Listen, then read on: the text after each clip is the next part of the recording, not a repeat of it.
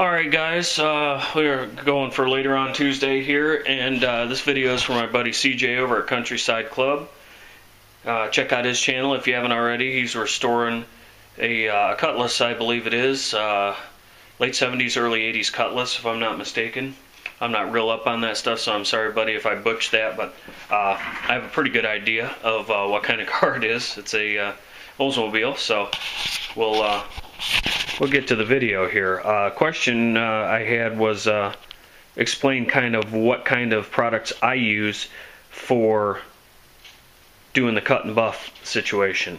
Here's some buffing products sitting there, but I'm going to start with the important stuff. Good wet dry sandpaper. There's 1500 grit if you've got super rough orange peel or a lot of trash. And then 2000 grit, because you can usually buff out a 2000 grit scratch pretty easily. You can buff out a 1500 grit too, it just takes a lot longer.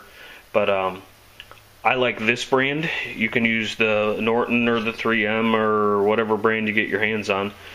This one right here, this Meguiar's, seems to do better for me as far as not leaving deep sand scratches. Like they show you in this picture here, and I don't know how much of this is true, but it seems to work for me. Conventional sandpaper leaves an uneven cut surface, whereas this is more of an even cut, so you're not buffing out deeper scratches. I buy this kind. I would look for a deal online for this. I would probably not buy it from your jobber, body supply store.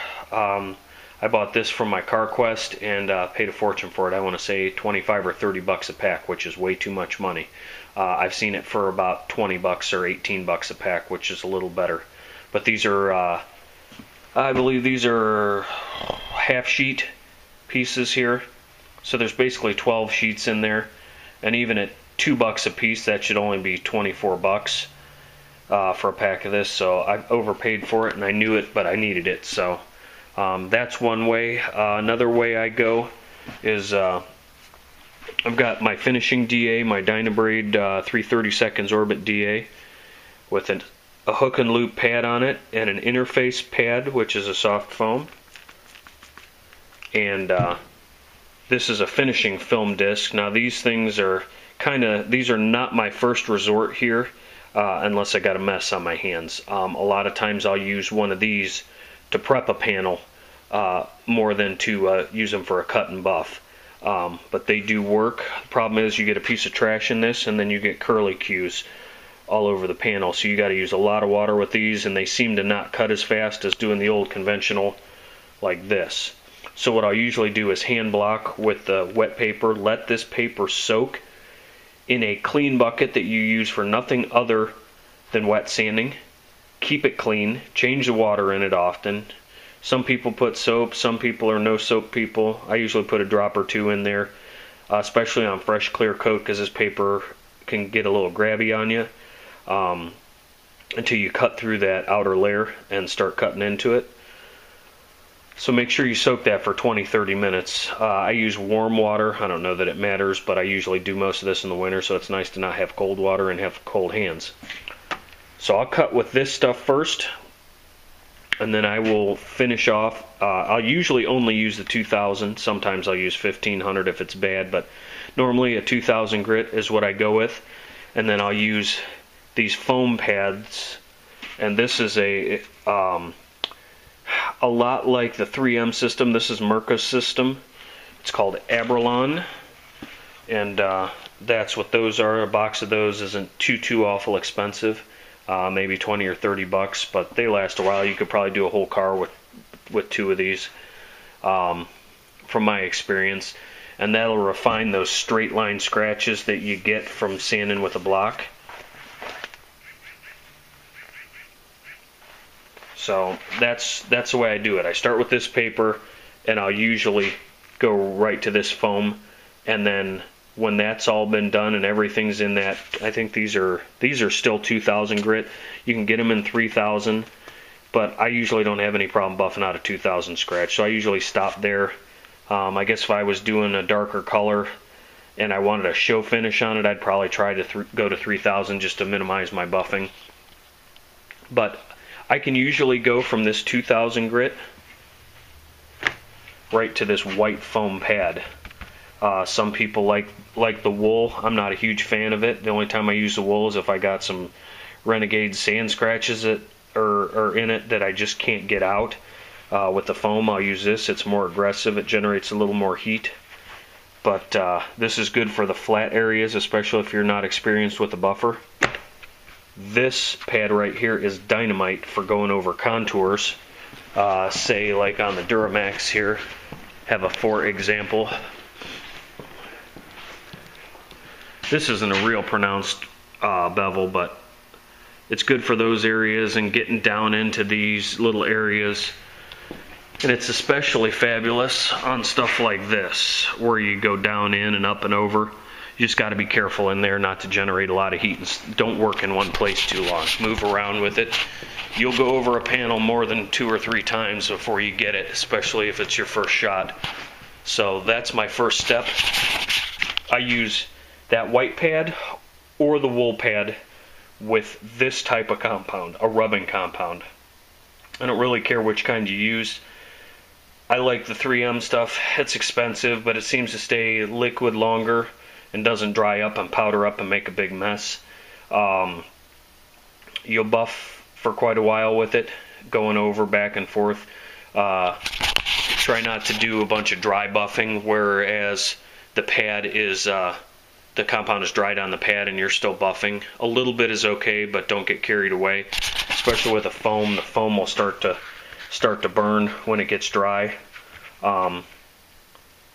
Then my follow-up to that, I don't have any of the step B or step 2 of the 3M.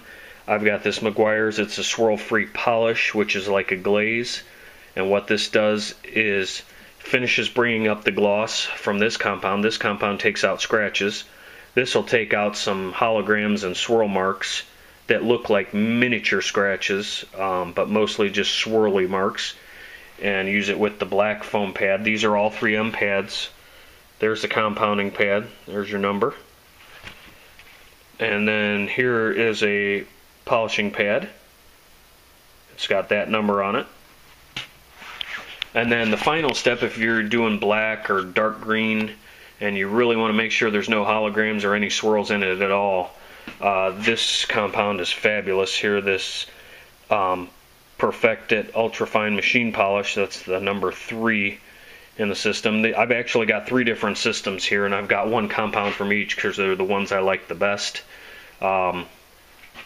This one just happens to be Meguiar's because I haven't replenished my other one yet, and I still had this laying around, and it does the job just fine. Use this compound as your final. It's just mostly a polish. It's pretty thin. It's blue, and the reason it's blue is because it gets used with a blue waffle pad, similar to either one of these waffle pads, but it's a blue pad. It's a real light abrasive pad. I don't actually have one here to show you, but that's what I use. These compounds figure on anywhere from 20 to 40 bucks a quart for anything 3M. The Meguiar's is much less expensive, and it does do the job. And I've got so many compounds in this cabinet, it's just ridiculous. I'll see if I can find some of my, I had some Meguiar's rubbing compound in here, which was pretty good stuff, but I think I'm out of it. But Meguiar's makes one that's called Diamond Cut 2.0 or something, and it's a diminishing abrasive, and the longer you run the buffer with it, the finer it gets. So that's pretty good stuff too. That makes it so you don't have as many swirls to polish out. But I use them all on this same buffer. This is a rotary buffer, not an orbital buffer, so it only has one action. It just spins, and I use it on a pretty low speed. Let's see if I can flip this over without knocking something on the ground. This place is a disaster zone. I usually use it between 2 and 3. And when you get a buffer, I would not suggest the Harbor Freight buffers. I don't know if they're adjustable, number 1. And second of all, this buffer, when you pull the trigger, it has a slow start. It doesn't go right to full speed. It starts off slow.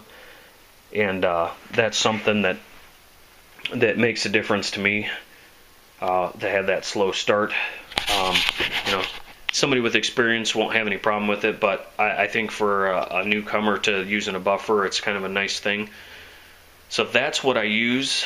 You'll find that you'll buff your panel with, whether it's the wool or the white foamy pad here in your compound, to remove your sanding scratches, and you'll think you got it, and you'll go to this polish, and then you'll go back and you'll get that vehicle in the sun or that panel in the sun, and you'll have dull spots in it, which means you didn't finish your homework with this panel. So this takes a lot longer than it looks like on video. A lot of times when I show, I've done a couple buffing videos, I think, to do it real time, it almost takes all day to do a car for me, and I've got quite a bit of experience doing it. So I would take any of it a panel at a time. The directions, I think, I don't know if we can read these through the viewfinder, but no. Basically, they say they want you to do a 2 foot by 2 foot patch at a time, and that's a pretty good rule of thumb. That's the way I do it. I suggest doing smaller areas and getting them to where they look nice and glossy and there's no scratches in it, because if you're just, everybody gets excited and wants to do the whole thing at once. Say you've got a hood and they just want to get it all shined up. I'll do that sometimes, but then I'll go back and do 2 foot by 2 foot, you know, roughly. Do smaller areas, make sure they're nice and glossed up. Get you some microfiber towels. Here's a microfiber here. Don't use them for anything but buffing. Keep those on hand. You can wash them in the washer. They claim for longevity that you're not supposed to, but I buy the cheap ones. The first thing you do when you buy these, I don't know if this one has one on it, but they all have a tag on them. Rip that tag off, because if you ball this thing up in your hand and that tag's down, that tag will scratch fresh clear coat. It's just a bad deal. So make sure you rip your tags off of there. And I hope that explains the stuff that I use. I think your question was mainly focused on compounds, but that's kind of all the stuff I use. And I know I have some videos back there. If I get a chance, I'll search through them and link a video, or at least tell you how to find it. And maybe you can watch that and go through it. I know at this point I have a couple hundred videos. And, you know, some of the other guys have done these videos, but they've got 1,000 videos out there. So finding it is difficult at best for some people. So I get it. That's it for now. If you have further questions, you know, hit me up with a PM or get on the Mumble or something like that. And if I can help you, I will. And there's plenty of other guys there from time to time that are body guys that can give you some insight on how they do it. And maybe you might like their way better. This is just the way I do it. So take care, and we'll catch you guys on the next one.